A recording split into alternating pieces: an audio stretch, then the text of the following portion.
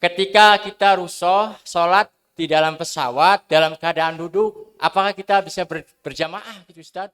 Sedangkan sebelah kita, misalkan istri kita, apakah kita boleh gitu berjamaah gitu?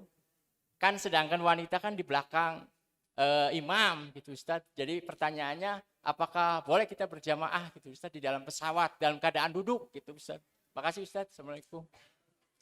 Berjamaah apa boleh? Qashar berjamaah boleh. Boleh ada imam dalam pesawat. Iya, kita ke dalam kan kalau berdiri itu ketika dalam posisi normal ya. Tetapi dalam kondisi di kendaraan jelas duduk. Boleh enggak sholat sambil duduk? Enggak boleh kata siapa, silakan.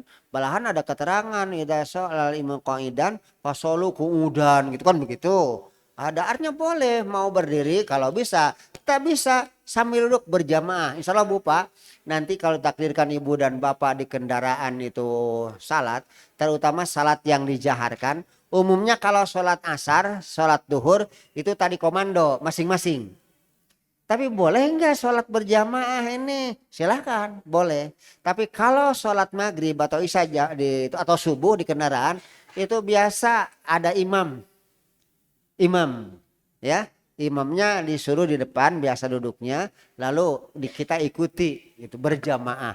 Jadi tidak apa-apa sholat berjamaah dilakukan sambil duduk. Persoalan nih satu, bingung nih, yang namanya saf itu laki-laki di depan, terus perempuan tempat duduk di kapal nggak begitu gitu kan gitu ya.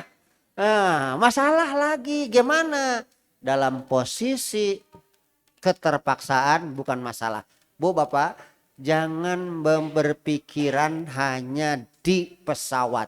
Di Masjidil Haram saja pada saat-saat manusia membludak dan susah itu ada kalanya kaum istri ada di depan kaum pria. Itu bahkan ada kalanya ini laki-laki berjejer berbaris dengan perempuan. Untuk diatur tak mungkin. Tak mungkin. Silakan saja. Namun ketika dalam posisi tenang itu pasti askar. Hus, itu kan, pindah. Begitu. Tapi dalam posisi jejal begitu dipindah-pindah gak mungkin. Silahkan lakukan. Allah tidak menuntut dalam hal yang tidak kita kuasa melakukan. Ya, itu madorot. Kalau sengaja jelas tidak boleh.